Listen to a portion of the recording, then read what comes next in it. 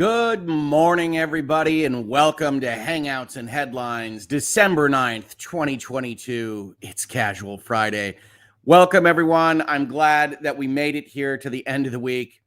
Anybody have any big news to share from yesterday? No? All right. We'll come back to that. Obviously, a very big day in the world of virtual legality, specifically. I think I did a 3-hour stream, maybe a little bit less than that, as an emergency live. If you caught it yesterday, I'm glad that you were there. If you didn't, it's going to be a pretty fun replay.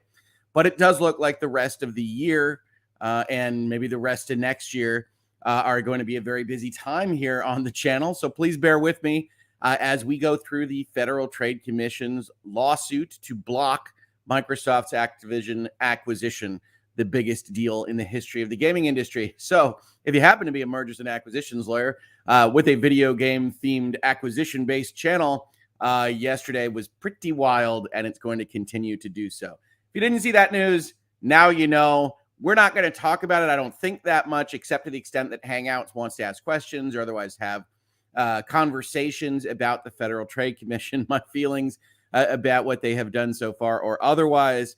But absent that, my intent is to separate out Hangouts and Headlines from the manic, chaotic energy of the gaming sphere just a little bit. So where are you hanging out from? What news do you have? Did you watch the Game Awards last night? If so, what did you think about them?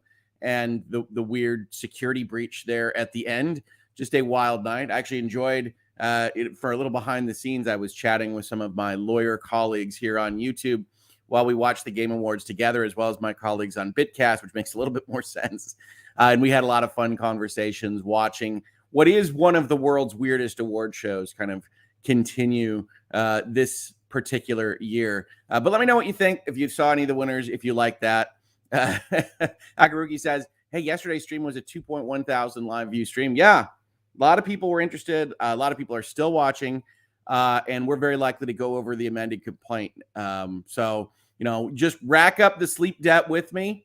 Get in there. We got a lot of videos coming. There's about 7, I think, I concepted out that I could do right now about various reactions to the FTC news and everything else. So it's just going to be picking your poison here on the channel, figuring out exactly how to maintain the number of videos and concepts and content that we could do on that topic, as well as keeping our sanity, keeping our law firm, and just staying on course. So it's going to be fun.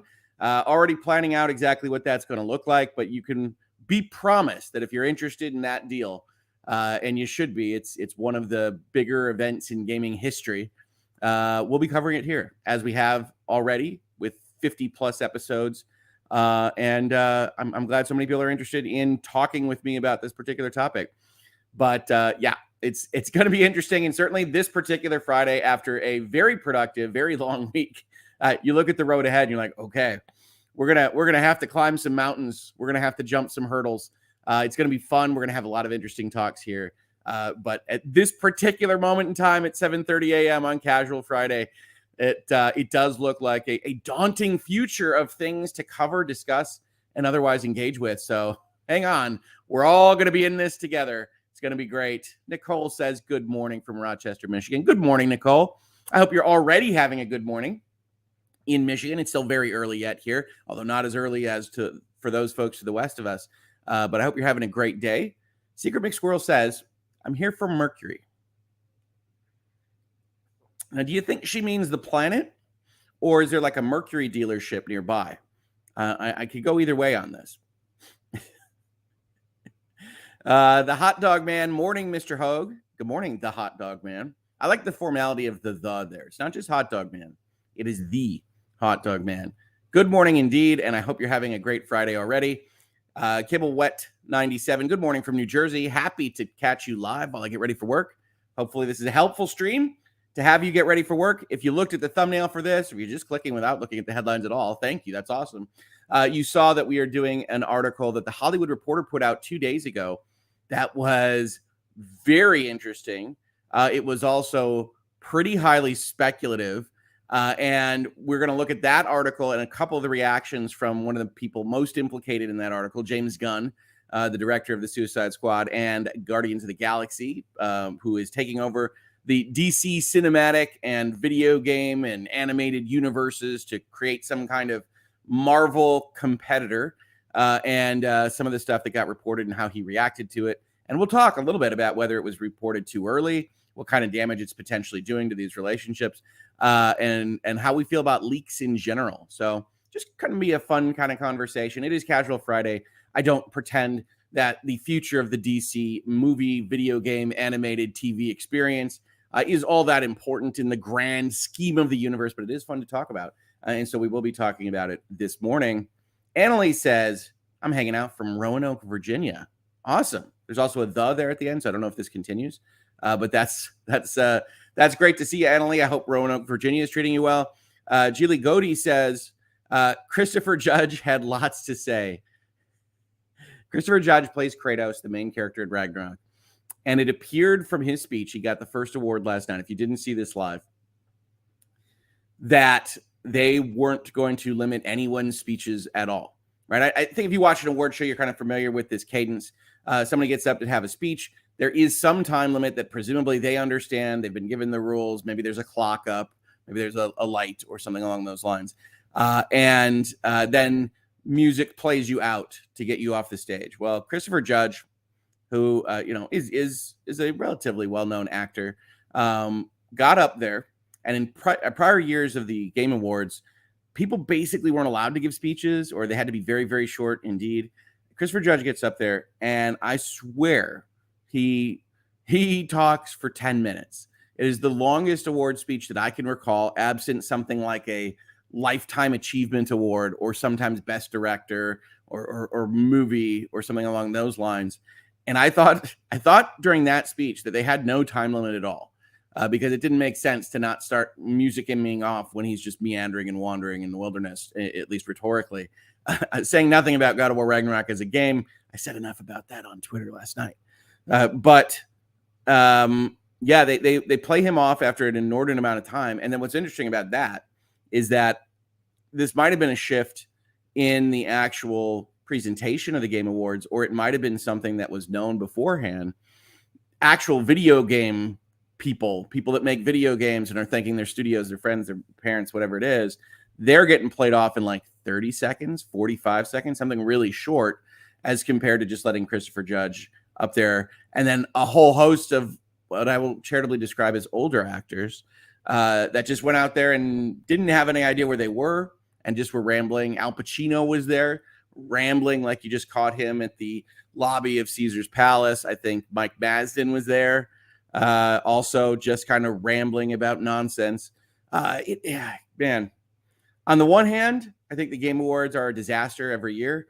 On the other, it's a disaster worth checking out because it's a very unique one. So, yeah. Midnight Jerry says, saw the Game Awards. Sorry, Immortality didn't win anything. Honestly, I didn't expect Immortality to win anything after the nominations came out. In some respects, when I'm feeling very haughty, I say, well, the Immortality is clearly just too good for this industry, and they don't know what they've got till it's gone. It didn't win anything. I thought performance, it really should have won. I mean, I don't even think it's close. A lot of people are fans of Christopher Judge. I don't blame them. I like Christopher Judge. And so they collected those votes and he collected those votes in front of what we might consider nobodies. But Man Engaged, the main character in Immortality, put in what I honestly think is an Academy Award level performance across multiple characters and multiple plot lines and multiple story arcs. It's fine. It's fine. I can sit here and say, oh, well, you guys don't recognize genius. You will eventually. That's okay. I'm not the biggest God of War Ragnarok fan. I have beaten it. I'm not speaking out of turn here. It's not like I'm just projecting onto what I believe the game is. I played it.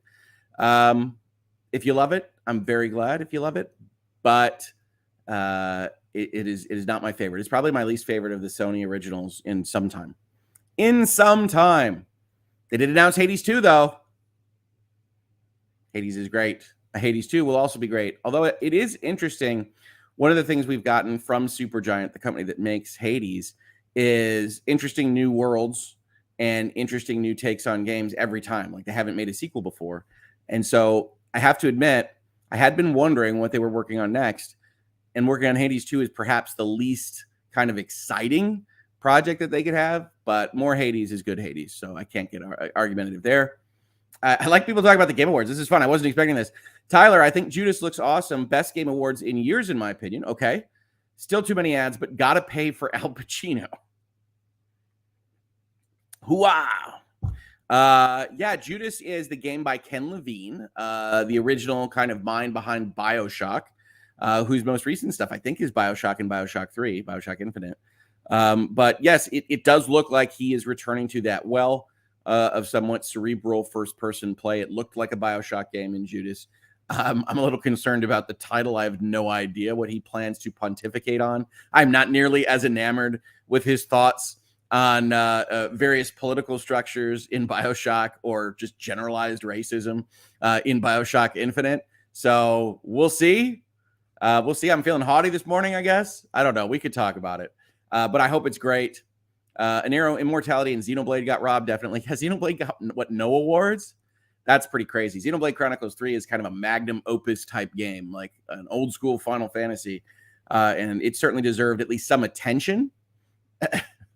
Calista says, I'm happy that the FTC is giving Hoeg endless content options.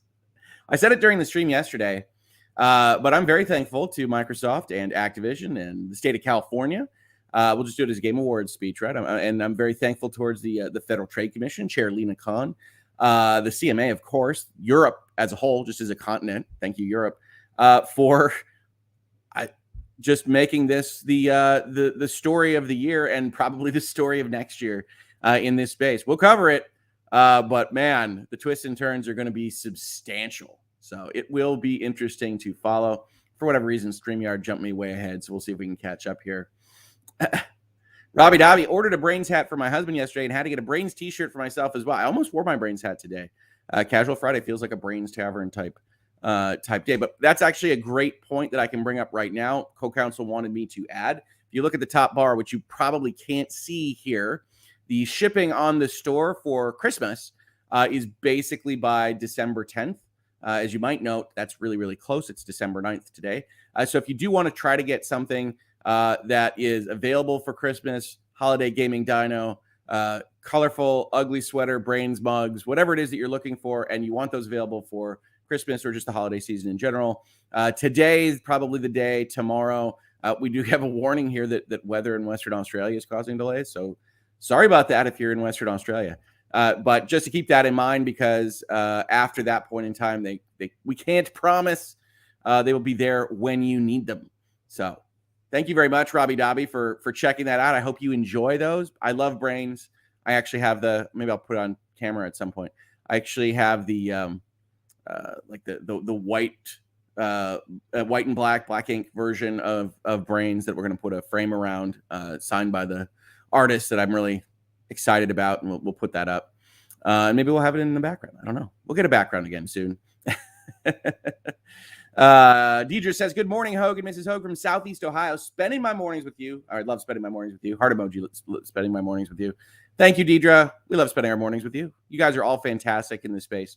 Abigail says she's got her iced coffee and so ready for this Friday morning stream. I was singing Hangouts and Headlines or whatever. I don't know how you sing it, but there you go. I didn't watch the Video Game Awards. Instead, I rewatched Michigan versus OSU for the 4th time. You know, I have yet to rewatch the game this year. I should do that, actually, because it does generally make me happy. I was waiting for Hoeg to break out into song. It's that kind of day. Alexa says, I'm taking a break from work to listen to Hangouts and Headlines, having a bad day. Well, I'm very sorry to hear that. Very sorry to hear that. Hopefully we can just have a fun space here. Chat is awesome. We're going to have fun conversations. We got an awesome topic. We've had an awesome week. Lots to discuss. I hope we can make you feel a little bit better, Alexis. Absolutely. Outbreak Podcast just says, good morning in all caps. I don't know if that's shouting good morning to me or just very excited to be alive and awake this morning. Either way, good morning, Outcast Podcast. Outbreak Podcast. Outcast Podcast is kind of a funny title, but it's a little hard to say. Jacob says, I am shocked that Xbox didn't show anything at the Game Awards, but nevertheless, I think I know why. And also a picture that In Exile tweeted last month had December the 15th on the calendar. Yeah, Xbox, right? So, I mean, if you have any concerns about the deal with Activision or things, it's probably not, to my opinion, market domination. It's more a concern that Microsoft eats the assets and then nothing ever pops back out.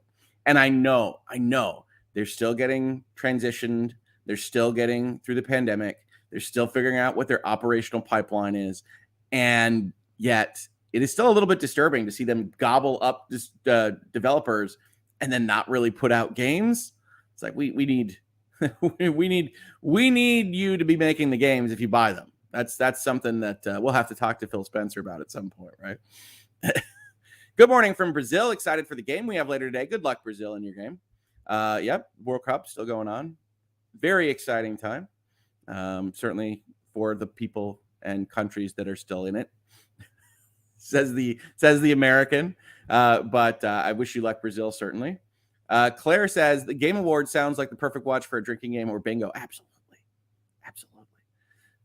So yes, no, it's exactly that kind of show. Don't take it seriously. I had some people angry at me because I tweet very sarcastically about the Game Awards. I love the video game industry. I'm a big game industry fan.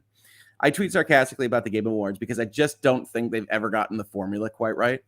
And so I'm pretty snarky about all of it. And I'm snarking on like Christopher Judge's speech and things like that. Just treating it like an Oscar party or something that you might have attended in the past. And I do have some people in there going, like, you just hate everything. Why do you hate gaming? Why are you speaking this way about these games? You just sound hurt about the winners. It's like, guys, all right. So I elevated a tweet. I said, all right. So I watch this sarcastically. That's the fun of it to me. I don't take it seriously. They are the video game awards, for Pete's sake.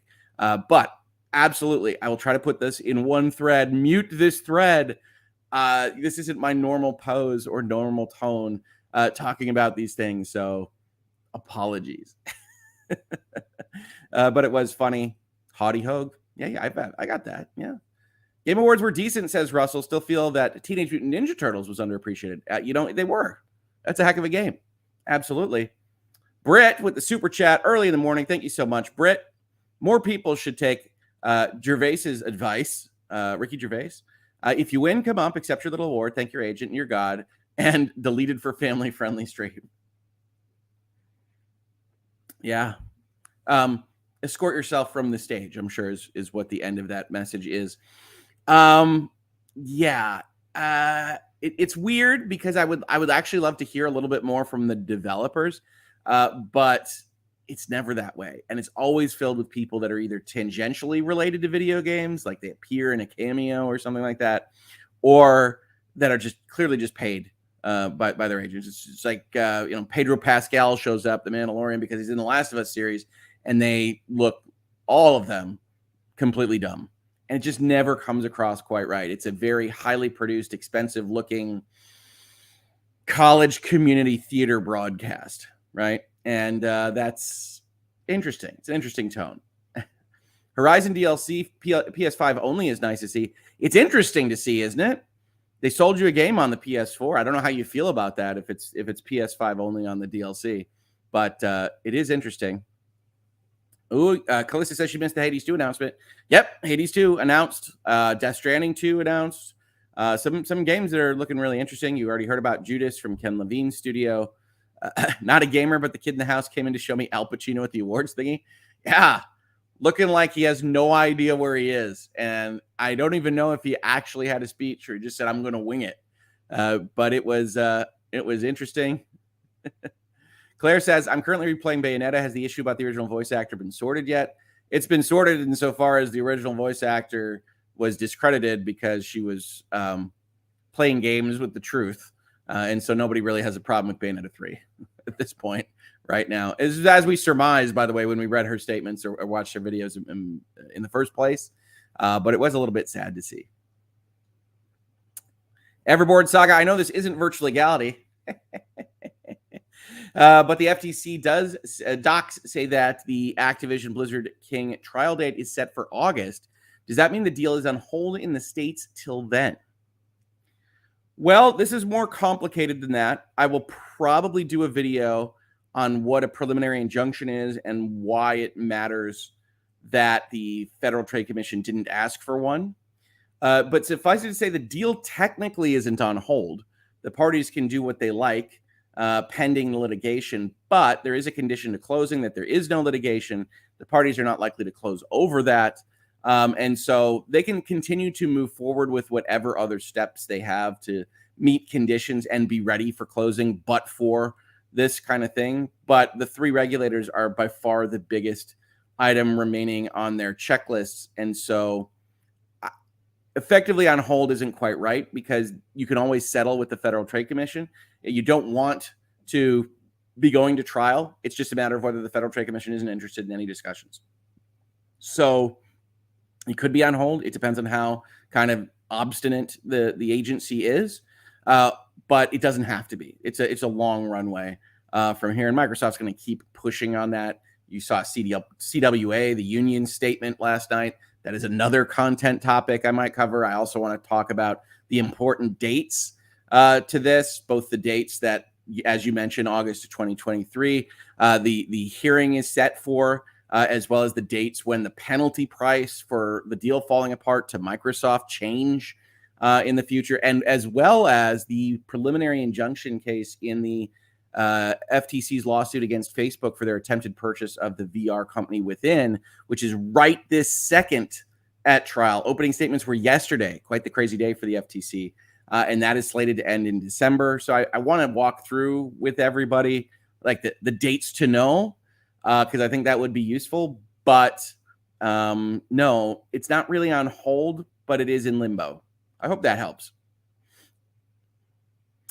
If you remove the awards and ads, this year's Game Awards was the greatest game direct of the year. With the other stuff, all right. It does have a lot of ads.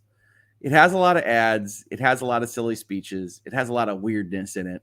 But there were a lot of good announcements. I wish it wasn't a combo, honestly. I wish it wasn't like an announcements award thing. I'd like to give both their due, but here we are.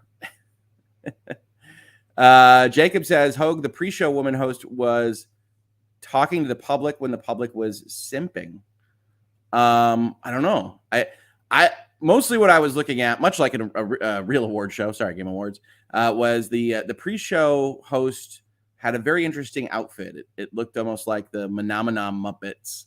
And I was like, well, that is interesting. It's very fashion forward, I would imagine. I can't actually identify that. But I did look at that. So how many awards did Stray win? I think the answer is 2. I think it was best debut indie title and something else. I think they won 2. Sue says, I love my holiday gaming dino attire and mug. That's fantastic, Sue. That is awesome. Secret McSquirrel, hey, you watching? Please hit that like button. Oh, thank you, Secret McSquirrel. I really appreciate that. Hearts around the face emoji. Yeah, if you're in here, we're hanging out. It's Hangouts and Headlines, Casual Friday. Hit the like if you like this stuff. If you don't, tell me why. Tell me about what you don't like and how you don't like me or my hats or anything else in a comment. Yeah, engagement. Outbreak says, I'm so glad to watch an episode of Hoeg Law. That's the capitalized good morning was for. Absolutely. Disney Nerd, good morning, Hoeg fam. Late this morning, running behind on everything. I am so, what do the kids say? This is a mood. I feel so behind. I had no plans to do a 3-hour stream in the middle of yesterday afternoon. We're all going to get across the finish lines together, folks. It's going to be okay. We're going to do it. Casual Friday. Very exciting. Good weekend to come. Jacob says, everyone on Twitter is like, how dare Xbox? While I and a few other people say, calm down. In Phil, we trust. Just wait a bit longer. Phil hasn't ruined Xbox. I don't trust executives of gaming companies. That's not how I roll on this stuff. I'm sure Xbox will be fine, but I have no question that many Xbox fans were disappointed by them just not showing up at all yesterday. And they decided to not show up at all before any of the madness earlier in the day. So that was odd. They're supposed to have things that are launching next year, ostensibly early next year, since they got delayed out of the end of this year. But we don't know much about Redfall. We don't know much about, honestly, Starfield. And so those are looking a little bit more further down the road than we would have anticipated. Bishop Cruz says, only one that annoyed me was Plague Tale or Immortality not winning best performance, but it's a popularity contest. Yeah. That was the first award of the night, first real award of the night. And I think I tweeted out, okay, if you're going to give Christopher Judge an award for that, just hand all the awards to God of War Ragnarok. Because I like Christopher Judge, and I think he performs well as Kratos. Kratos really didn't have a lot to do in Ragnarok. I'm sorry. Spoiler alert. And he didn't do much to earn that award. But sometimes you just earn it for your name, right? Dame Judi Dench won an Oscar for her name, basically. So that can happen in all sorts of media. Dan Boy asks a question. Would you agree that Microsoft's monopoly of Call of Duty would drive competition for new alternatives? Yeah, I would. It doesn't quite make sense that Microsoft would somehow break gaming from having Call of Duty to me. The thing people are going to struggle with is that the Federal Trade Commission is not making a lot of sense in a host of ways right now. And I think what they're going to struggle with is, Rick, you're telling me that they don't make sense in a host of ways. You're telling me that the law doesn't work this way, that the precedents don't work this way. How can they do this? And the answer is that at this moment in time, the period where we're looking at a regulator deciding to take action, they have total authority to decide. Right? I have a thumbnail. I have a video called basically anybody can sue anybody. That goes for individuals. It also goes for government regulators. So the FTC doesn't have to bring a good case. They just have to bring a case. And the FTC has decided that they are going to bring a case. The more generous among you can think that it's just in order to get concessions and to be a little bit higher leverage. And maybe that is the case. We'll see. But if you're not feeling so generous, they could just bring a bad case because they want to make the process take long. They want to take resources out. They want to see if they can get the companies to drop. Because the most likely outcome from the FTC bringing a complaint is that the companies just drop their deal. That's what happens the most often. Now, will Microsoft do that? I don't think so. This is not your average deal. But that might be what they're aimed at. They just want the process to be the punishment. You can beat the rap, but you can't beat the ride. If you've ever heard that particular statement, meaning you don't have to have a good reason to do this thing on a process level. You can't get out of that process. And so we'll do it anyway. Bob Baker here with a super chat. Thank you so much, Bob, for supporting the channel. Found your channel amidst the Microsoft Activision circus. Thank you for making it all make sense and staying on top of it and for being so down to earth. Hey, I appreciate the kind words. I can only be me. That's what we found here on YouTube, social media in general. So I'm glad that that works for at least many of you. I'm never, and this is going to come back to us. We're a good segue here. James Gunn is going to say this later. I can't make everybody happy all the time, but I'm glad that we can have informed discussions about these things, not get dragged into the console wars or the outrage mobs. There's enough interesting things to learn about and to talk about without being that level of discourse. And I'm glad so many people have found us so far. We did cross yesterday, by the way, since I think the 500 of you here at 8 in the morning in the Eastern time zone are always fantastic. You'll probably be interested in this. We did cross 110,000 subscribers yesterday in that live stream. That was very, very cool. That was a number I had been aimed at trying to hit by the end of the year. For those of you that follow these things, and I know some of you do because I get messages about it. We were at 109,000 for a very long time. At least it seemed that way. What actually happened is we had some of the outrage mob stuff, some of the canceling and those kinds of things. And we would get up very close to 110 and we would go down by 2,000 and things like that. You can watch these things. But as I say, and I said at the time, both times, it's not, don't worry about it. Don't follow it that much. We're going to be fine. And indeed we were. More people are finding us now. We're at a good clip. And I'm really excited about the future of the channel with the FTC stuff going on. We are getting calls from media outlets. We were getting calls before it all happened yesterday. We're getting calls after. I have no idea who's going to use my quotes, but we did talk to a number of big newspapers that you would recognize. So we'll see how that goes, and I'll retweet them if I see them. But it's exciting, and I really appreciate comments like yours, Bob, for letting us know we're going in the right direction. So thank you so much for the super chat and support of the channel. I really do appreciate it. Britt, what do you mean he did not do much? He said boy in so many more ways than anyone thought was possible. That is award worthy. Laughing, crying emoji. It certainly was in 2018, Britt. Many ways. Boy, boy, boy, where the deer are. Yeah, I can do this. He is a good actor, and he portrays a good Kratos. Kratos had a lot more to do, both in terms of plot and internal character arc in 2018. Spoiler, again, God of War Ragnarok is not Kratos' story. So giving him best performance for what is essentially a milquetoast kind of thing, where he sounds checked out and calling in from a Zoom call on half of his lines, is not ideal. Especially when you've got a performance that is crazy for video games, like the performance in Immortality. Some people think the Immortality performance shouldn't even be eligible because it's live action and it's filmed by an actual director and it looks like a movie and it's, well acted. So they think that's disqualifying, but I don't. And that was a shame. That one was a clear miss, really obvious to go with to go with Man Engage for Immortality, but here we are. And we got celebration emojis. Those are champagne corks. All this, I don't know what to ever call these. It's like a funnel horn with like streamers, thumbs up emojis. Way to go. Yeah, 110 is really nice. That's another 10% increase from the end of Dep v. Herd. So that's really awesome. You set these goals to try to hit these marks. And so, yeah, I'm really excited about it. And I'm excited about having all these conversations. I'm excited about moving into, the year with the 5th anniversary of Virtual Legality. I'll tell you behind the scenes here. The 5th anniversary, I don't know if I've mentioned this on stream before or not. The 5th anniversary, which will be November 27th, 2023, was where I had kind of planted my flag in kind of my business plan and thinking about all this and deciding at that point in time whether or not to move forward with this, that I was going to evaluate whether this was working, whether it made sense, whether it was good use of time, all this other thing. Yeah, clearly we are. So don't worry about that.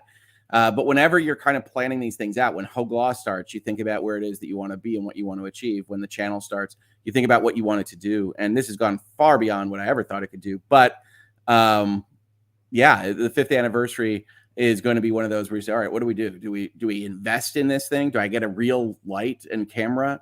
Not that I don't love you, Logitech HD 1080p webcam, but perhaps we get one of the fancy cameras. I go ask Emily D. Baker, exactly how many thousands of dollars is that lens? Yeah, until that point in time, I'm just happy about everything. I think it's just, I'm proud. I don't like pride. I don't want to be that guy, but I'm proud of what we're doing here. I'm proud of these conversations we're having and in this space. And there's a lot of people congratulating. I really appreciate it. It's all because of you guys. It's all because of you guys and clicking that like button and telling people we're having fun conversations that are hopefully informative to people. And it's nice to see. Nice to see. Akaruki says it'll be interesting to see if papers misuse your quote somehow.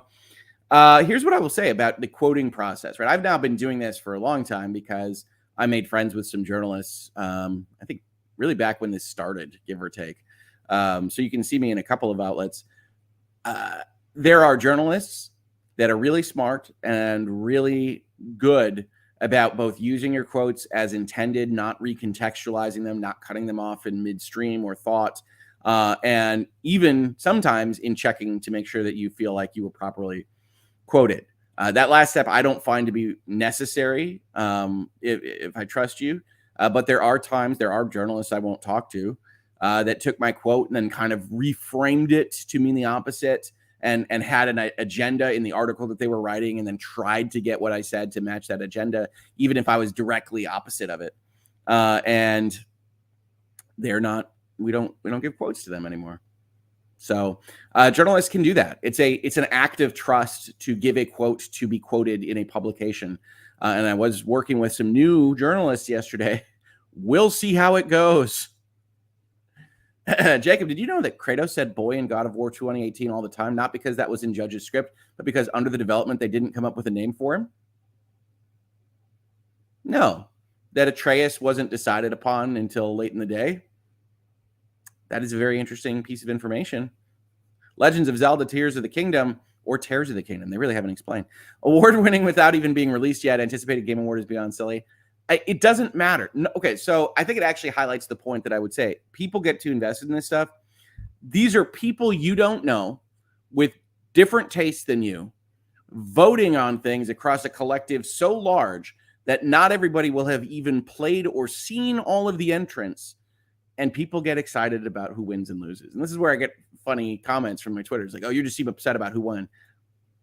They picked the wrong things, but it's a giant mob of folks that don't talk to each other deciding on this stuff. So what did you expect? It's going to be the thing that they played the most of or that they heard the most in their tweets. And so it's, of course, God of War Ragnarok and Elden Ring. And Elden Ring is more than deserving of the title of Game of the Year, which it won yesterday. It is not my cup of tea, by the way. I am not a Soulsborne aficionado. I play them, but they aren't my favorite experiences. And I know my buddies in gaming just are over the moon about Elden Ring. It's not my personal game of the year. It might not make my top 10. I haven't put my top 10 together yet, but there's a lot of fun stuff I played this year. And yet I totally can see exactly how it's the game of the year. That doesn't go for God of War Ragnarok. I'm sorry. It's an old design hampered by poor editing and pacing. And I'm going to be talking about it more on another channel very, very soon. So you can look out for that. Oh, you would call the kind of horn with streamers a party popper, not to be confused with a party pooper. Party popper. All right. I'm behind, but is Hoeg just making like 8 videos today? No, Hoeg cannot co-counsel. Hoeg cannot make that many videos, but he does have concepts for that many videos, and figuring out the timing on those, whether I can actually do like a long form read of the complaint document, which is 23 pages. And the last time I tried to do 17 pages, it went for 3 hours and 15 minutes.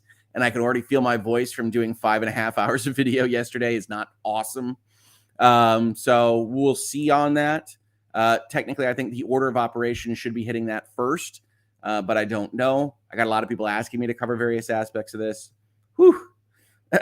1234 says 50 videos on FTC, Activision, Microsoft. Yep, 50 videos. 53, I think, at this point in time. And I have to clean up some of that stuff. I got that video yesterday up so fast. It's just a logo of the show as the thumbnail. I want to get some more enticing thumbnail action up there, probably with a picture of party poppers, because I called it a lawsuit party, and indeed that's what it was. Watch out, everyone. Next year we have Hoeg with indirect lighting. You mean you bounce it off something? Huh. That probably would look better. I'm hiring you, B. Indirect lighting, movable mic stand. This is movable. You just have to slide the law books that it rests on to one side or the other. Fancy multiple cameras. Can you imagine? How would I even hit all those buttons? I'd need a producer. And all the soundboards. Never going to do the soundboards, I don't think. Although I am very amused by them, by Ian, Robin, Emily. I've grown quite fond of your setup, especially with Gaming Dino. Gaming Dino will be back. I don't know that we're ever going to be less kind of chill and unconventional than, giant red wall, but it's possible. I don't know. You have to evaluate these things. The trick in business with what you're doing is to constantly be evaluating. Where do you want to go? What do you want to do? What can you do? What do you want it to be? And that goes for law firms. That goes for YouTube channels of moderate success. And I like that process. So that will be enjoyable, but it will take some time because I am a lawyer. Lawyers are by nature risk averse, and so I move slowly on that stuff. I make changes incrementally, and then I say, does that work? Are we dead? Did we blow the thing up? No. Next, right? George says, did you see the awesomeness of the Diablo 4 release date reveal? Now, here's the thing about the release dates from last night. So I am traditionally, as folks know, I think it's on the bingo cards, everybody, a big fan of Final Fantasy. And Final Fantasy is releasing its next mainline entry, the first in a number of years, in June of 2022. And Diablo is putting out its next mainline entry, in its franchise in June. And Diablo 3 is actually even older than I think Final Fantasy 15 by some number of years. And so you've got two of the biggest gaming franchises on earth releasing within 2 weeks of each other. That's crazy. June 2023, folks. Get excited. Not only because of that, but because there's a Supreme Court case that could upend the entirety of Microsoft and Activision. That'll probably be decided in June of 2023. And that's another video I should do. Like I said, I have been sussing out the videos that I should do on all this stuff. Is Hoeg Law's luck going to run out this weekend? Asks Zelda Master 702. Your Lions are on a hot streak, or my sick roster Vikings at the last second. This is the strangest sentence, and as soon as I say it, they will lose. I like the Lions this weekend.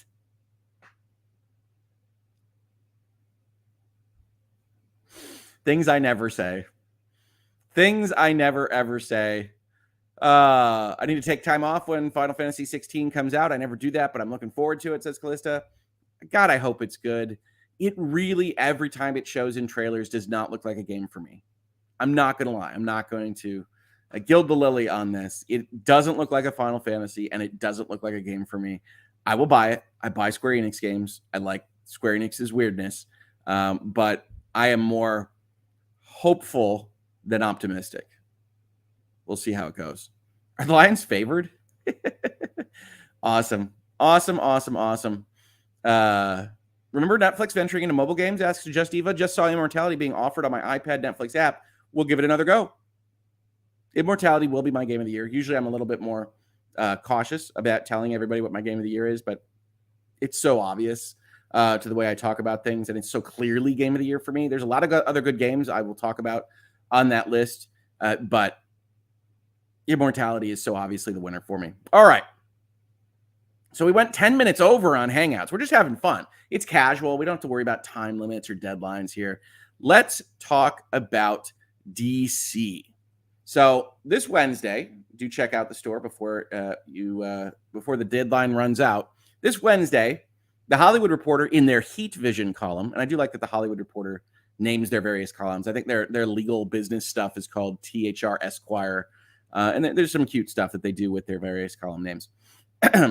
Heat Vision put out an article somewhat innocuously titled, Patty Jenkins' Wonder Woman Not Moving Forward as DC Movies Hit Turning Point. And I say somewhat innocuously titled, not because there isn't news in that headline. Obviously, we analyze headlines, but because the actual nature of this article is more like DC apocalypse, everything must go.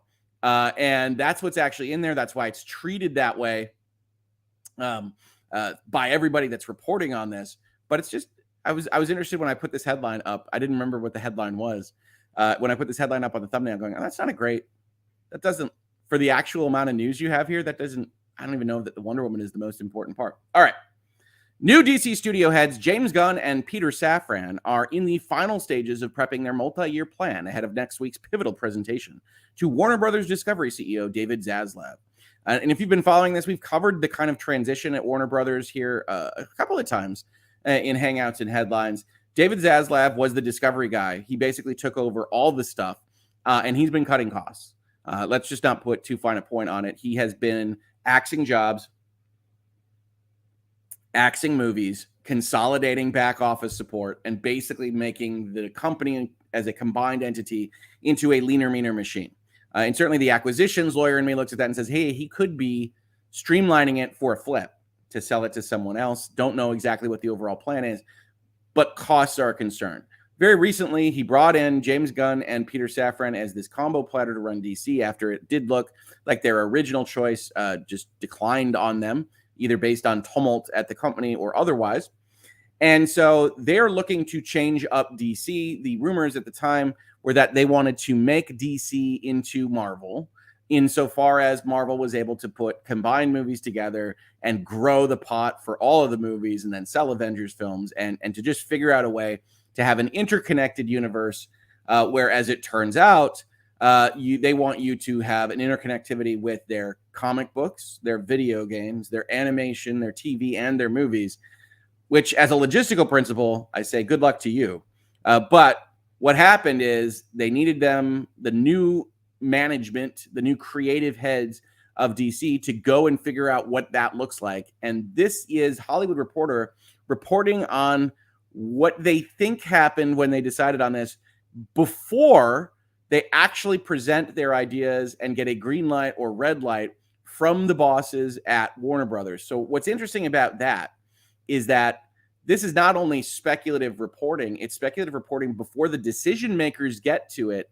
And that in and of itself perhaps is happening a little bit early. So let's take a look at how the Hollywood Reporter puts it. They've got this giant purple exclamation point, which I just think everybody should have. Call it DC Rebirth or DC Genesis. I actually called it the Death and Rebirth of DC, which is, of course, a reference to the famous comic book arc, The Death and Rebirth of Superman, because I'm just that punny. Maybe call it Identity Crisis or Flashpoint. These titles of past DC Comics event series aptly describe the state of Warner Brothers DC movies, which are on the cusp of a new era, but not before a potentially messy transition period.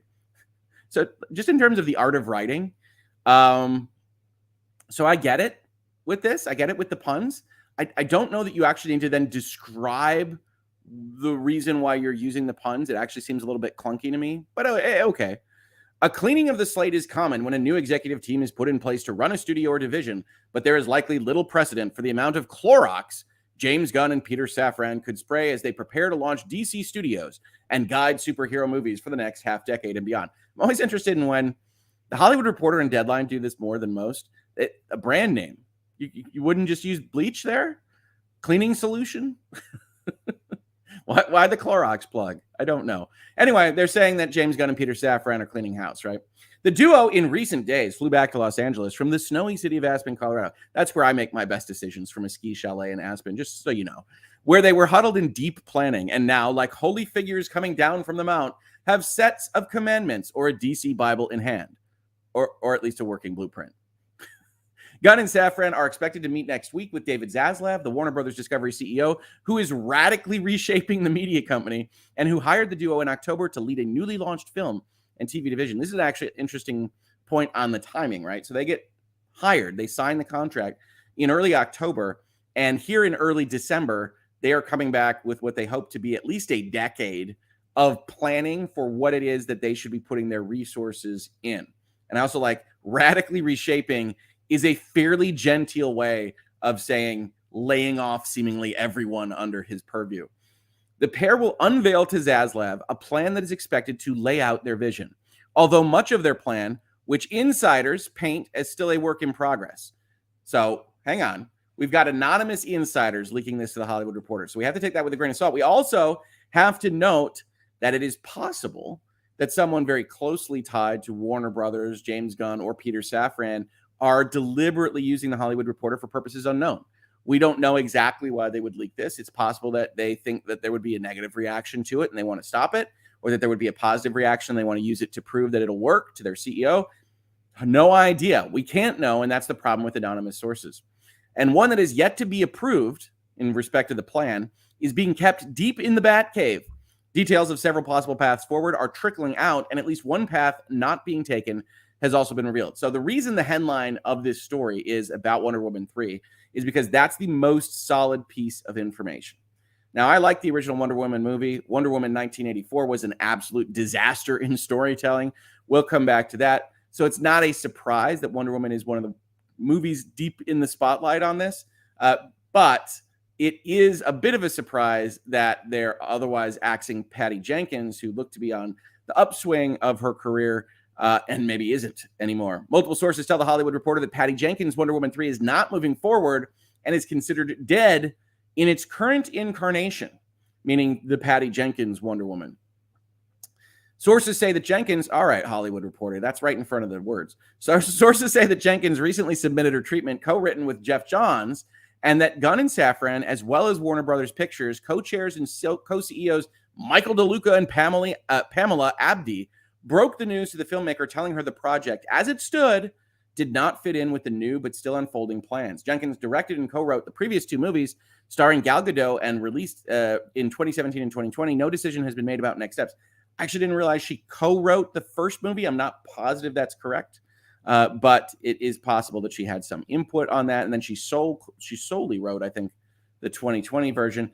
We do get a few responses to that, I believe, here, if I can find out that one. I believe Deadline here has James Gunn's response. We'll get to that in a second. But Deadline did report, as part of this article, that they are hearing that Jenkins was given the chance to take another stab at Wonder Woman 3's treatment after receiving notes from all Warner Brothers motion picture brass, not just Gunn and Safran. There were concerns about character arcs and payoffs, and the threequel emulating similar structural problems a la Wonder Woman 1984. She decided to take her toys and go home. So this presents at least a slightly different picture, because the Hollywood Reporter kind of reports this as axing Patty Jenkins. And the Deadline report says, well, they didn't like the current treatment. They told her to try again. And she said, nah, forget this. DC is under tumult. Warner Brothers is under tumult. I really don't blame any creative for saying I'm not interested in participating in any of this, because it just isn't clear at all what's going to move forward in DC land. But it is interesting to see Patty Jenkins, whose star was very much on the rise, doesn't look like she's keeping her Disney Star Wars movie, doesn't look like she's keeping Wonder Woman, and where she stands in the future is going to be interesting. I think this stems from 1984 being a disaster as much as it was. No decision has been made about next steps vis-a-vis Wonder Woman. And while costs are not a factor, sure. Press X to doubt. Insiders say that DC Studios will not have any overburdensome financial restrictions. The studio could end up saving tens of millions of dollars by not making the third installment. Gal Gadot, according to sources, was on track for a $20 million payday for Wonder Woman 3, while Jenkins would have received $12 million. Those figures don't include any possible back-end bonuses. Oh, to be the person that rejects another chance at a job interview for $12 million. Yeah. Wild. Warner's had no comment. But this does appear to be the piece of this puzzle that is the most strongly presented, right? Wonder Woman is gone. Wonder Woman is dead. It's not coming back. Akarugi says the taking your toys and going home is patronizing phraseology. If you aren't familiar with Deadline, and we could read all this, we're not going to, that's the way they write their articles. If you imagine, I always imagine Deadline being written like the Los Angeles noir picture where you've got a hardened muckraker journalist with a cigar and a typewriter cranking out as many alliterative and somewhat ridiculous phrases as they can. It's that kind of newspaper or outlet. So yes, I don't think it's particularly patronizing as much as just oh, the pictures are moving fast. See, in Deadline world. So I think that's what's happening. Louis says Wonder Woman 84 was so bad. I almost read that as World War 84. Wonder Woman 84 was so bad. Maybe the worst comic book movie sequel. Oh, now that's a video. Worst comic book movie sequel. Does it have to be the second in line? Or is it just any generic sequel? Because we've got a lot of Batmans from the 90s to talk about. Superman 3, maybe. Certainly Superman 4. Sounds like a fun conversation, Louis. 1984. Wonder Woman 1984 was bad. It was straight up bad. All right. Lots of people talking about Wonder Woman 1984 in the chat. So we come back here. This is what they actually know in the Hollywood Reporter. And then we get into the speculation. And I do want to say it's Hollywood. This is what they do. This isn't that important. It's not nuclear secrets or anything like that.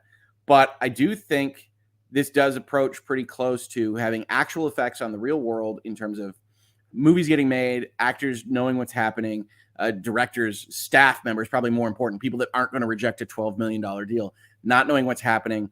And it becomes apparent, we're not going to go over all the articles or all the various ways that this was parsed and put out there on the internet, that this did some real damage to how people are thinking about Warner Brothers, certainly, but just movies in general in the space. And I think that's worth talking about as well.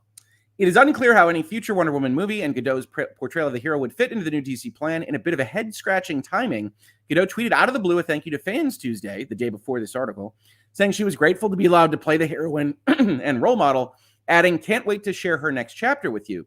It was unclear whether or not the actress knew the project was being toe-tagged. This is the kind of language these outlets use, right? The rest of the DC slate remains in flux, or at least is being kept deep in a pocket of Gunn's own utility belt, but there are several rumors and possible scenarios to consider ahead of next week's meeting. So this is, when I say speculation, I don't even mean just speculation on one specific thing. Hollywood Reporter basically comes out and says, well, there's about 20 different ideas that are floating around, and we'll talk to you about some of them. And it's interesting to hear about, but it's not terribly concrete. The first, which builds on the shuttering of Jenkins' Wonder Woman 3, is the closing curtain of the Snyderverse. So Zack Snyder was the kind of lead creative behind the entire DC slate from Man of Steel through to Justice League. And he was removed. He left during the filming of Justice League. That's where you get the Joss Whedon stories and everything else. But it's still kind of referred to as the Snyderverse. It takes a fairly operatic and dark tone for these famous characters, and it didn't gel with a lot of people. I tend to like them more than some, especially the versions of them that are the director's cut that aren't sliced to death by Warner Brothers. But I will admit, I think you can do more with the DC universe, certainly. This one sees the shutting down of Man of Steel 2 with a returning Henry Cavill and having no more Aquaman fronted by Jason Momoa. Now, this is interesting, right? So Hollywood Reporter says, hey, one of the possibilities, and this should always be on the table, one of the possibilities is we just get rid of everybody that's currently working in DC. We've got new boss. We don't want it to be the same as the old boss. We don't want to carry on legacy characters, legacy actors from what was happening in DC before. And so we just get rid of everything. What is somewhat interesting about this particular kind of plan, if it were to come to fruition, is Henry Cavill, right? We just covered Henry Cavill. Henry Cavill stepped away from The Witcher, saying, well, he didn't say much of anything, but he stepped away from The Witcher at the same time that Black Adam comes out. He appears in a cameo and he says, yeah, I'm back as Superman because Man of Steel 2 is being worked on. We'll see that in this article. And it might not be. So you've got a lot of interesting fandoms kind of coalescing because people said he gave up The Witcher to be in the DC films, and those DC films are at some level of risk. I don't think that's actually what happened with The Witcher. It seems like he was discontented with the direction it was moving in as well. But it is an interesting aspect of the story if they just got rid of everybody. Now, Henry Cavill tests well as Superman. Jason Momoa tests well as Aquaman. Some other characters in Aquaman don't test as well. I'll leave that to your imagination. But that doesn't mean they should stay in this particular conception because you just don't want connectivity to the old. Is that a wise decision? Don't know. It's not a decision that's actually been made, as the Hollywood Reporter reports it. These characters are to cameo in Flash, the next movie starring the entirely non-controversial Ezra Miller, the highly anticipated time travel adventure movie set to release next summer in June, right between Diablo and Final Fantasy 16. Cavill shot his part of the cameo in September, but sources say there is a debate inside the studio as whether or not to keep the cameo, and if its inclusion promises something that the studio would have no plans on delivering. So they've got themselves in a quandary, right? They brought Henry Cavill back. He shot apparently 2 cameos, one for Flash, one for Black Adam. And they're a little concerned that people are starting to think they're bringing Henry Cavill back as Superman because they keep putting him in movies as Superman and are talking to themselves, very unlike Hollywood executives, and saying, are we writing a check that we're not intending to cash? Are we taking advantage of people's fandoms in a way that's unscrupulous and potentially unethical? Now, at the end of the day, if they think Henry Cavill can increase the box office for Flash, he's staying in the movie, folks. Spoiler alert. But they are apparently discussing whether or not it's a good idea to have him in that movie. A Warner insider cautions that no plans have been finalized and that Flash remains an unlocked picture. Nothing is finished on Flash. If they could remove Ezra Miller, they might. But they can't because he's like the main character and whatnot. And so Flash is a mess. They don't know what to do with Superman. There are no plans that are finalized anywhere here. The Hollywood Reporter is doing the right thing in terms of describing we're about to give somewhat rampant rumors and speculation here. Take it all with a grain of salt. But do people take these things with a grain of salt? Really? No. There were reports everywhere about virtually every sentence of this article if you follow this kind of stuff online. The Cavill situation is more than a little thorny, as the actor made a cameo in Black Adam, the DC-centric movie released in October. The Monday after the movie opened, Cavill posted a video on Instagram where he announced, I wanted to make it official. I'm back as Superman. And indeed, that was a big moment. Lots of folks covered that. And at the time, the Hollywood Reporter says, he was not incorrect. I love not incorrect. It's a very lawyer way of saying, could you say correct? Why? Why when we can do it with more words? He was not incorrect. Warner Brothers was indeed developing a sequel for 2013's Man of Steel and actively meeting with writers. Andy Muschietti, who directed Flash, even expressed interest in sitting behind the camera for something that would have brought a tone similar to the hopeful and heroic colors of the 1978 movie directed by Richard Donner, considered a benchmark in comic book movies. It was indeed a benchmark, Christopher Reeves. In fact, the current leadership team at Warner Brothers did desire one more go-around of the Snyderverse heroes, possibly even having another Justice League movie with those actors. With Ben Affleck, he kind of retired as Batman. Don't know. Who knows? We have no idea what that plan would have been. We do know that when Henry Cavill talks about Superman coming off of Black Adam, he does talk about having more joy, having more of this kind of heroic and hopeful Superman in the movie. So that all matches up with what the plan would have been. But Hollywood Reporter continues.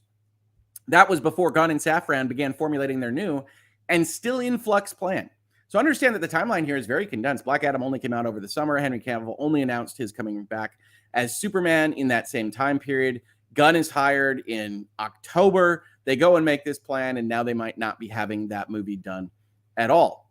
Also unlikely is a sequel to Black Adam, despite the hype surrounding the movie launching a new corner of the DC universe, a lot of it led by star Dwayne "The Rock" Johnson. The movie has only grossed about $385 million worldwide, and insiders at the studio said the movie, which cost more than $190 million to produce, two sources peg the actual cost about $230 million, not including marketing, will be lucky to break even considering ancillary revenue. Even if the movie does eke out a minimal profit, any follow-ups inherent rising costs dim the prospect of a sequel. Yeah, it's not, certainly for a high-cost movie, it's not a rampaging success, although one does wonder, since Black Adam was in production for so long, exactly how many iterations of that film are baked into these numbers, which probably shouldn't fall at the feet of the film you actually wound up releasing as much as bad management, but I digress. So Black Adam, not in good straits. Man of Steel 2, not in good straits. Black Adam has a more difficult problem, which is that The Rock has been out on social media and in interviews basically defending the project. And also, I don't know how best to say this. It was an unusual set of statements claiming ownership of the fact that Henry Cavill is back as Superman, effectively saying that he did that. Johnson hoped to carve out his own piece of the DC pie, but multiple sources say his playing up of a returning Cavill and his own involvement with DC may not be endearing him to the new management. So he goes out there and says, I did this. They didn't want him back, and I did this. If you want to offend your bosses, you go and take credit for something, maybe justifiably, but either way, it's not necessarily going to be a great closed-door meeting for you. Johnson and Cavill, and here was an interesting piece of news that I didn't know, are both managed by Danny Garcia, who is also Johnson's producing partner. So they have the same management. The perception of Adam turning a profit or not is a conflagration now being waged in public. I'm not sure, conflagration? Fine, Hollywood Reporter. With Johnson tweeting the movie would net over $50 million after a Variety story said the movie would lose over $50 million theatrically. So they're fighting about whether it makes money. Hollywood accounting, folks. It made $1 billion. It also lost $1 billion simultaneously. That's the real trick. Momoa, meanwhile, could emerge as a pivotal figure in the new plans, according to several sources. In one scenario, and again, Hollywood Reporter is just picking and choosing random facts over what it thinks it knows that haven't been voted on by the leadership at Warner Brothers, and so is just putting stuff out there into the universe. The actor would wrap up his days as underwater hero Arthur Curry with Lost City, which I guess is the full name of Aquaman 2. I don't even think I knew that. Due out Christmas Day 2023, which would be the final movie release that was made by the previous regime. But it would not spell the end of the actor's involvement with DC, with sources saying the actor would lead another movie or franchise. Now, hold on, Hollywood Reporter. You're suggesting to me that they are going to fire a bunch of these actors and axe a bunch of these things primarily because you want a clean slate. And then the plan could be to take Jason Momoa and make him a different character in your new look DC universe. Okay. The character of Lobo, a foul-mouthed, cigar-chomping, intergalactic bounty hunter, comic books, has been mentioned in connection with Momoa. Having known Lobo a little bit in video game land, he does fit the Lobo kind of characteristics. Whether or not Momoa does play everybody's favorite Bastille, Lobo emerging as a rising character early on in the conversation may point to the kinds of characters the Gunn Safran team may be focusing on. The character is an outsider, an anti-hero, and is keeping in line with Gunn's specialty of taking the offbeat and quirky and flipping it into crowd-pleasing fare. Lobo obviously isn't Batman or Superman. He doesn't also appear to be like Star-Lord and Groot. This is also wild speculation, right? They've got a notion that in one scenario, they'd move Jason Momoa from Aquaman to Lobo. And then they just go and speculate that James Gunn, who did make the Suicide Squad and did make Guardians of the Galaxy, might be trying to turn the whole DC universe into the island of misfit toys. I don't think that is a justified speculation. And I don't know that everybody that reads these articles is going to say, hey, look, this paragraph doesn't have any connection to any actual news. This is the author saying, hey, maybe he's just going to do like weirdos and freaks. Yeah.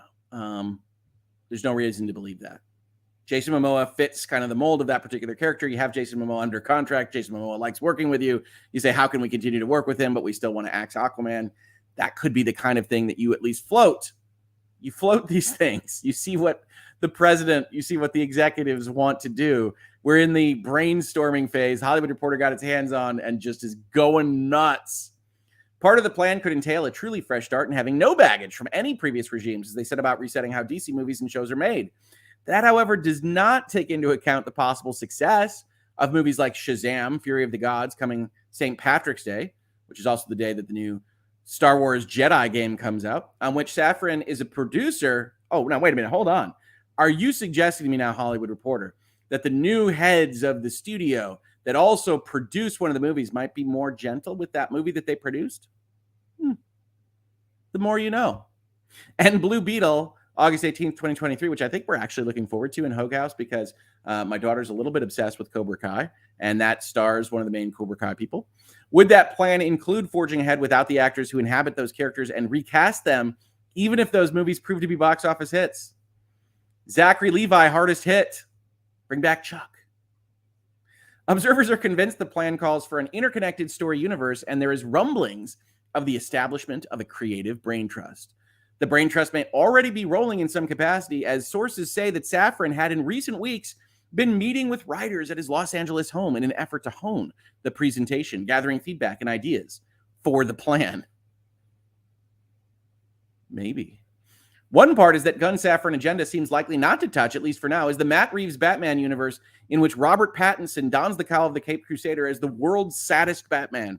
I added that last part. Reeves is writing the sequel to The Batman, which opened March 4th. The filmmaker is also overseeing the launch of 2 Batman series that spin out of his movie, including The Penguin. Well, here's the thing. DC had a very unusual kind of approach to this. And you had the DC Cinematic Universe with Ben Affleck's Batman and with Henry Cavill's Superman and with Gal Gadot's Wonder Man that went in a certain direction. And then when that wasn't working out, one of the things that they did was basically just allow non-universe entries using the characters that were otherwise in the DC comic book milieu. So that's how you get Joker. That's how you get the Batman. The problem is if you want to have some kind of brand recognition and awareness, you want to compete with Marvel on this score, you probably can't just let the Batman sit out there unless you intend for it to be your Batman. So I didn't like the Batman as much as other people did. We'll start that. This is just a video of things I didn't like as much as other people did. God of War, Ragnarok, the Batman, and things that I like much more than other people, like Immortality. I think you really have to sort out exactly what you're doing there. And I am not willing to say that James Gunn and Peter Safran aren't smart enough to realize that. I think what the Hollywood Reporter did here was just really start speculating on what is going to happen because they returned and they're going to be presenting in short order to the presidency and they wanted to get out first. And I don't begrudge journalists that. I definitely don't. But like there was some real questions had about this article. What do you think? Before we move on to James Gunn's response, he had a pretty extended response on Twitter that Deadline reported. We're going to look at that. We'll also have an article, which we may not cover as much, about the shakeup in Hollywood and how people feel about the lack of communication between DC and the other folks. I want to know what you guys are thinking on this. First of all, does it sound like a good idea? Were you invested at all in the Snyderverse? Did you enjoy Zack Snyder's Justice League, the 4-hour and 10-minute opus? I do like it a lot better than the original. Don says, Lobo is a much better character than Aquaman. Nobody needs another Aquaman movie. Well, but does Lobo have like futuristic laser sharks fighting seahorses? And if the answer is no, we have to ask ourselves, was something of value lost? Because Aquaman, the ridiculousness of Aquaman, I rather enjoyed. The very serious montage of workshopping to build that ridiculous kind of, Black Manta head? Mantis? Again, DC characters. It was insane. I love that. I think Jason Momoa is just a kind of ridiculous superhero in general. So I enjoy that. So, Lobo seems to be kind of more his style and is a more obvious fit to me, but we'll see. We'll see. What else do we have going on here in terms of your thoughts before we head on to the next thing? DC is best when it just produces movies that are not part of a connected universe. They can just release great comic book movies like The Batman. They clearly have no idea how to connect movies. Well, they hired in new. They got rid of everybody. They got rid of everybody that was making the old movies. So to the extent that DC does anything vis-a-vis movies, this is a new DC. The DC is just people. The people are all new. And the new people are saying essentially what you're saying here. They didn't know what they were doing. We should wipe the slate clean, potentially, as Hollywood Reporter is reporting here. So we'll see, but I wouldn't just throw them directly under the bus of they couldn't possibly do this, because I think at the end of the day, they could. It could be a success. James Gunn has never tried this, but he's certainly had success writing his own stories. Guardians of the Galaxy is one of the more popular additions to the Marvel universe. And so I think they're putting their trust in him. and we'll see how it goes. I don't tend to love James Gunn's humor, especially as much as other people do. I thought Guardians 2 was a misfire. I did not like the Suicide Squad. I'm just sounding like a real negative Nelly here. But I know a number of people did like them, and it's possible that he can create something that a number more people will like. Bishop Cruz says, thank you. I thought I was taking crazy pills when everyone was gushing about Pattinson Batman. Got you. As if it was an amazing, fresh take on the character. It's a different take. And I do like aspects of it, but there are certain things in that movie. It's way too long. It has no idea how to finish. It uses a very poor plot for a Riddler plot. The car chase scene is the worst I've seen since Quantum of Solace, just really bad direction. And it's just constantly dark and orange. You know, if you're into that, great. But I didn't like it as much as other people. And as Shelley says, entirely appropriately, the recent Batman was great. Reasonable minds can differ. Cheers to that. It's art. It's a movie. I'm not going to sit here and tell you it's my way or the highway on this stuff, folks. If you loved it, don't let me bring you down. I didn't like it as much. That's okay. The Heathers, I'm going to need Hoeg to start reporting on the Witcher Netflix shenanigans now. I did see an apologetic about exactly what's his name? Liam Hemsworth is going to bring to the table, to which I responded in my head, nothing. But that's not what was said in the quotes. New energy, new excitement. So, yeah, The Witcher's a train wreck. What's really funny about The Witcher is that Netflix has this reputation, and it's a justified one, of canceling everything even before it has a chance to bloom. That fans of something can see, okay, that one's really going to work. We just need to let it grow a little bit more, and Netflix axes it as soon as the analytics turn against it. Versus The Witcher. The Witcher has been a tire fire for all 3 seasons. The 3rd season, of course, not being shown to us yet, but having been produced already. The prequel series that they just put a trailer up for looks terrible, and yet it can survive anything because Netflix believes in its analytics. Now, that will, I will predict, that will change with the new Witcher lead, because I don't think Liam Hemsworth brings anybody to any parties at all of any kind. But again, I'm not the biggest Liam Hemsworth fan. We got to find something that I really enjoy, folks. This is starting to feel negative here on Casual Friday. But yeah, Liam Hemsworth, I don't think can hold the Witcher there. If you're interested in like fantasy monster fighting, I think you'll actually have a better chance with whatever Battle Nun or whatever it's called on Netflix than The Witcher. Yeah, I'll cover it. We'll see what happens over there, because it's hilarious. SS Shar says, I love the 4-hour Snyder Cut, but at this point, be done with it all. Start over. Dump the remaining 4 movies on HBO Max. Stop the slow death. Yeah, possibly. I also like the Snyder Justice League, certainly a lot more than the original Justice League. Zack Snyder, I would just describe as a creative weirdo. He took these things and made just a really interesting thing to look at, regardless of whether or not you fully like it. It's like, wow, you saw that in Superman and Batman, huh? That's wild. And I do enjoy that. So, as Bishop Cruz says, Snyderverse is flawed, but so is the MCU. I think the issue is just about tone, and the text of the script's not quite meshing at all times. I think the studio didn't believe in him. I think you have just massive cuts to things like Batman versus Superman that completely crush whatever thing was happening in that movie. And you have similar kind of moves on Justice League. They took the Justice League film. I think film classes are probably already doing this, but looking at what was made in Zack Snyder's Justice League and what was released as the, whatever it is, hour and a half long version of Joss Whedon's Justice League, and looking at what was kept and what was changed and what was done is very, very interesting. Because you do have all of that kind of dissonance in trying to make what Zack Snyder was making into kind of like this joyful romp, and it never worked, ever. And so at least with Zack Snyder's Justice League, you get to see the fruition of, okay, this is what you wanted to make. I think it all makes sense in the universe that you built. I'm not sure anybody wants to live here, but I am respectful of putting in a novel bit of creativity. Justice because bring back the Technicolor superhero fantasies of yesteryear. I think that's what Superman really should be. And I said this before, one of the big problems with the Snyderverse, in my opinion, was that Superman was too dour. And so what Superman versus Batman as a concept should be is this clash of universes. Superman, hero, justice, color, hope, and Batman, grimy, dark, psychological terror type guy. And when those universes cross, that kind of crossover is what is fun. But if they're the same tone, if they're the same flavor, the crossover isn't fun. There's nothing to cross over, right? So I think that was the biggest problem with like the Batman and Superman concepts, is that Batman felt like Superman felt like Batman. And so when they cross paths, you're like, I mean, yeah, they're just characters in the same movie. Sue Lillard, if you're looking for a fun and campy superhero movie, watch Flash Gordon with music by Queen. Heart emoji. I don't think I've ever seen that. Don't think I've ever seen that.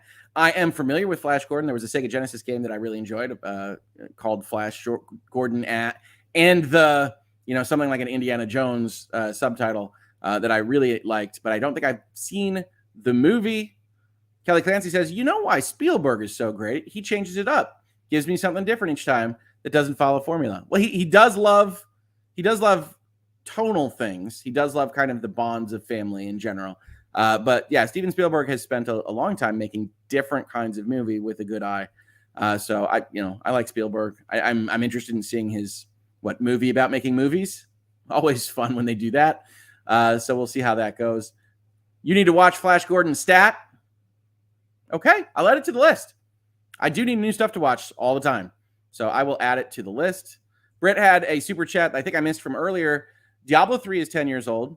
So if Diablo 4 is released in 2023, that will be 11 years, a whole year better than Diablo 2 to Diablo 3. They are speeding up. By the time we get to like Diablo 9, it'll be a short order between games.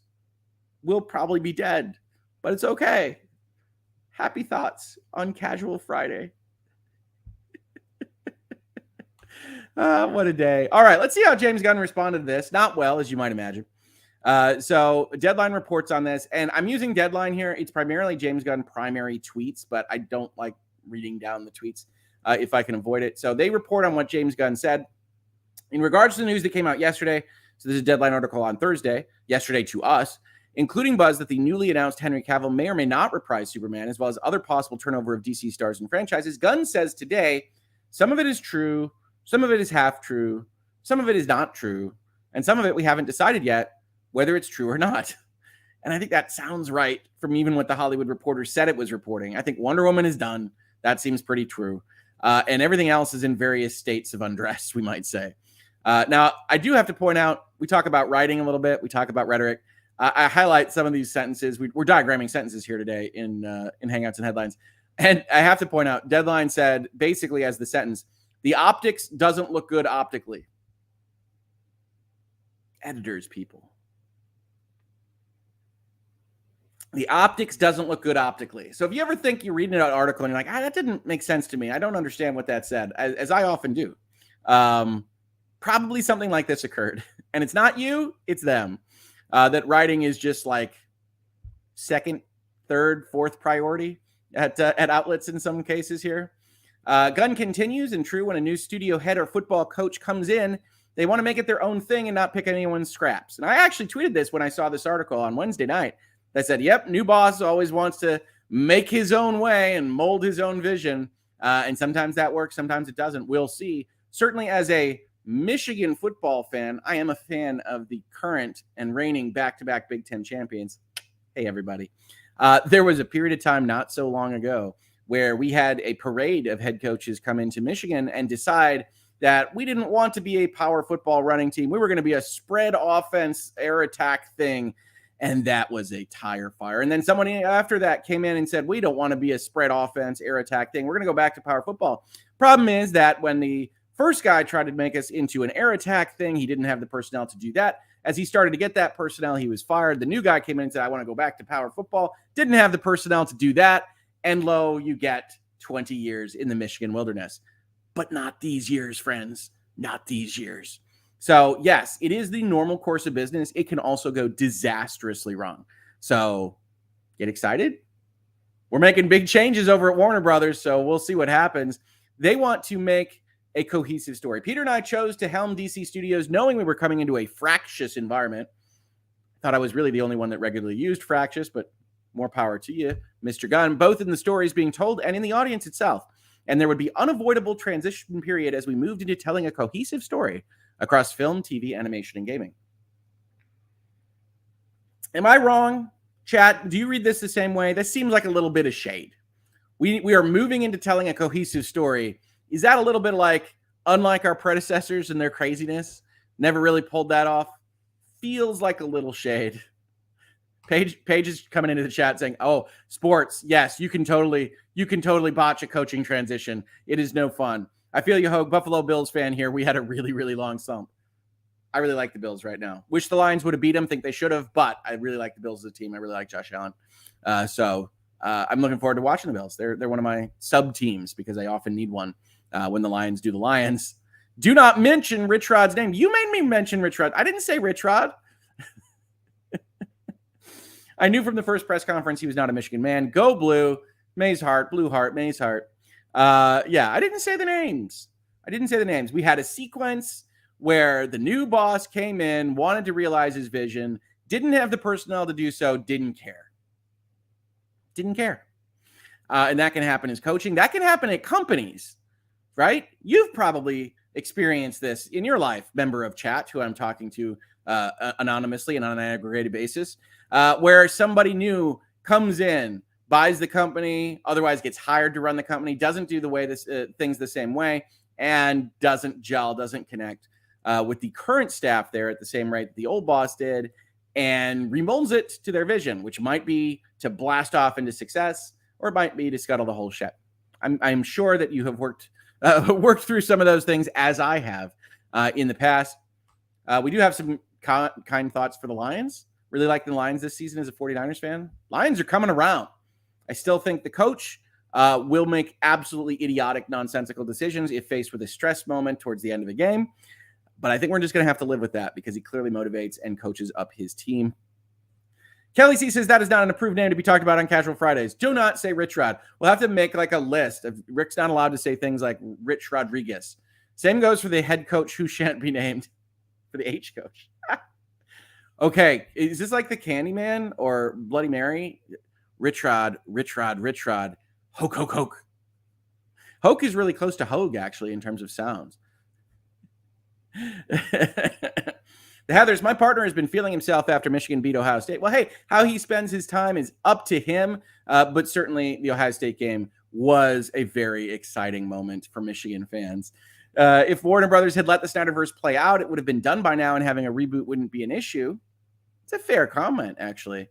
Yeah, you could have worked through the whole thing. He had basically one more movie he wanted to do, right? Zack Snyder's Justice League kind of sets up a Justice League Part 2. Could have had that one in the can, could have been done and moved on. I think that's a good comment, Bishop Cruz. Crazy Cat Queen, you mean like Deion Sanders at Colorado recently? That's an excellent example. Crazy Cat Queen. Deion Sanders, if you haven't seen this, prime time, rolls into the Colorado locker room and says something along the lines of, my son, who is a quarterback at the school that he coaches at presently or before Colorado, I want to say Jackson State. He brings it into the locker room. He says, my son is going to be your new quarterback. Basically live with it. And if you don't like the way I'm doing things, go get into the transfer portal, which is not a fantasy element. It's the name that is used for kids to go between colleges in college football. Deion Sanders walks into that room and says, we're going to change things around here. Now, in fairness, Colorado was like 1-11. And so you want your new guy to be like, we're not going to do anything like the old guy because it wasn't working. And yet it comes across as pretty crass. It comes across as pretty draconian against the players that had put their blood, sweat, and tears into a failing but existent effort at Colorado. And that's exactly right, Crazy Cat Queen. Excellent reference. Thank you so much. Henhouse Bathco says, completely unrelated. That's all right. It's Casual Friday. Let's do whatever. But Mama Bragg, middle child, graduates today with a BS, Bachelor of Science, in Sustainable Agriculture. Congratulations. That is awesome. Fantastic for them. And I hope they do some fun stuff with sustaining, well, us and agriculture. That is excellent. I'm glad that we can highlight those kinds of things.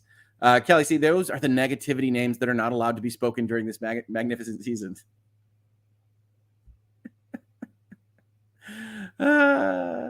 Oh my goodness. To the transfer portal, says the hot dog man. Exactly. That's right. By the hoary hosts of Hoggoth, to the transfer portal. Transfer portal sounds intriguing. Yeah, see, I knew I wanted to say, as I say this, it's like, if you don't know the college football scene, transfer portal sounds exciting. No, it's just a mechanism to move between schools. All right, so they say they want to tell a cohesive story, but in the end, the drawbacks of that transitional period were dwarfed by the creative possibilities and the opportunity to bring upon what has worked in DC so far and to help rectify what has not. Build upon what has worked in DC so far. That's a slightly different quote than what we saw the Hollywood Reporter reporting. Unless you want to try to kind of squeeze Jason Momoa into a particular box, and I know some of you do. We know we are not going to make every single person happy every step of the way, but we can promise everything we do is done in the service of the story and in the service of the DC characters we know you cherish and we have cherished our whole lives. So this is a good note. Nothing you ever do is going to make everybody happy. Nothing I do is going to make everybody happy. Nothing that you in chat ever do is going to make everybody happy. And I think that's a good note, but it doesn't actually win the day, right? Everything we do is in service of the story is probably better thought of from a kind of realist perspective. Is everything you do, if we're giving you full benefit of the doubt, is going to try to be in service of the story, is going to use to the best of your human abilities, getting to story, getting to narrative, getting to characters. But it might not work. We don't know. Even successful producers and directors have misses. So we're just hopeful that DC isn't one of them. As for more answers about the future of the DCU, don't use DCU. MCU exists. Come up with your own name. I will sadly have to ask you to wait. We are giving these characters and the stories the time and attention they deserve, and we ourselves still have a lot more questions to ask and answer. Word is that Gunn and Safran are giving a download to Zaslav. God, I hate that. And talent reps before the holiday in regards to their grand design. Now, talent reps is a big item here because they apparently know nothing on this and were somewhat taken by surprise when the Hollywood Reporter article went out. And this will be the last thing that we cover for today, and then we can let everybody go on their casual Friday way. DC disruption has town jittery. What's next for Man of Steel and other sequels after Wonder Woman 3 Jolt? And again, I say, I diagram sentences. Wednesday's DC chaos has left the town with a bad case of PTSD. The lack of communication to talent reps and content creators has brought back bad flashbacks of when Warner Media was doing bad things, or even when Disney was fighting with Scarlett Johansson, covered in Virtual Legality. This is creating a riot, says one content maker connected to DC Fair. Anonymous source. Don't have any idea what that means. That could be the web series for DC. Who knows? About the level of silence they've received on the fate of their projects going forward. And it's a horrible optic. Sounds like there's bad eyesight all across Hollywood. They're constantly talking about optics. This business is based on relationships. Now, I don't think Warner Brothers wanted to go out with any of this. It doesn't strike me as a Warner Brothers controlled leak. But if it was, then this is unfair to the people that are working with you. Even if it isn't, it's probably all hands on deck emergency time. But it doesn't sound like that's how Warner Brothers treated it. When it comes to the rumors out there that core DC superhero cast members Gal Gadot, Jason Momoa, and Henry Cavill might be recast as the Gunn Safran administration creates a synergistic plan for the DC brand, you can see that on a PowerPoint presentation in a boardroom, right? We here at Gunn Safran are creating a synergistic plan for the DC brand across all mediums. Our source says, so this is the source that is connected to DC Fair, a little weaker than we would expect on even that description. These franchises, which already make a lot of money, why stop them? How can a studio that's bearing so much debt afford to start from scratch? There are scripts and actor schedules to be figured out. Not to put too fine a point on it, but sometimes when you're in debt or when you're trying to cut costs, getting rid of the actors on their sequel budgets can save a lot of money. Sorry. The three actors in Black Adam's Dwayne Johnson are all repped by WME, and a complete turnover of our DC stars by Warner's would put them in check to a big agency. No one is getting ready to go to war a la CAA/Disney with Johansson. Despite everyone currently playing nice, an anxiousness lurks. It's a good title for a story. On the other hand, we hear that WME repped Flash director Andy Muschietti and Indiana Jones director James Mangold.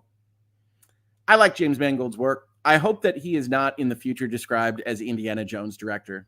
I'm just saying. Are excited to do business with the Gunn Safran-led studio. Gunn sought to ease the agita de day in a Twitter multi-post we already talked about. While it's an understatement to say change is never easy, the arrival of Gunn and Safran to DC is akin to any major boss taking over a studio or a football coach taking over a team.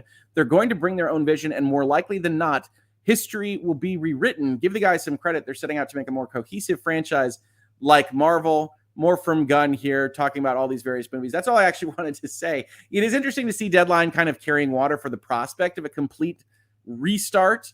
I do think that the DC universe, such as it is, has been a mess for a long time. And so I'm actually a little bit sympathetic to just restarting from scratch. But I don't think this is the way Warner Brothers wanted to go about it. And it is interesting to see how little control Warner Brothers apparently has over its information pipelines, because they have been the center of leaks and rumors and innuendo and speculation for basically the whole year. Warner Brothers, of course, incorporated even more than just the DC side of things, all sorts of movie stuff, all sorts of CNN stuff. There's just been rumors all across their media enterprise. And they seemingly have a ship that is not entirely protected from leaks and discontent and everything else. So that's what I wanted to talk about today. Casual Friday, DC Comics. It's wild out there, folks. The Hollywood Reporter, from a headlines perspective, going out there knowing they know nothing, but wanting to report about what they don't know. It's fair. It took the comic book, pop culture, internet zeitgeist world by storm. It went everywhere that I saw. It was all over my timeline. Paragraphs looked upon very closely, analyzed, YouTube videos, the rest. And it is interesting to see exactly how people react to that. There's still clearly interest in the DC Comics universe, but it's going to take a while. And is James Gunn the right guy to lead it? Don't know. We will have to see. All right, folks, that's been Casual Friday for today. I really enjoyed talking with you all. Really enjoyed talking with you all a lot yesterday as well. There will be more FTC Microsoft stuff that'll probably take over the substance of the channel for some time. And I want to thank JoJo, who just gifted 5 Hoeg Law memberships. That is awesome. Really appreciate it, JoJo. Really appreciate the support of the channel. But if you're sick of Microsoft Activision, I am very sorry. It's going to be one of the main subject matters on the show for a while, I would guess. And we've got a lot to cover there. We'll continue to cover it. I have no idea whether or not I will actually do another Virtual Legality today. I should, but I have a lot of other things to handle, a lot of other things going on. And I'm taping for another show today as well. So a lot of things going on here in the Hoeg Law YouTube channel and the Hoeg Law firm and everything else, everything in between. And I wish you the best Friday, the best weekend. And if you do like this content, you haven't yet, hit that like button on the way out. If you haven't subscribed, subscribe. Check out the store, because if you want to get something by the holiday, you got to get it out by today or tomorrow. And otherwise, just have a fun one. No Michigan football this weekend, not because they're out of anything, but because they won it all. Have a great one, everybody.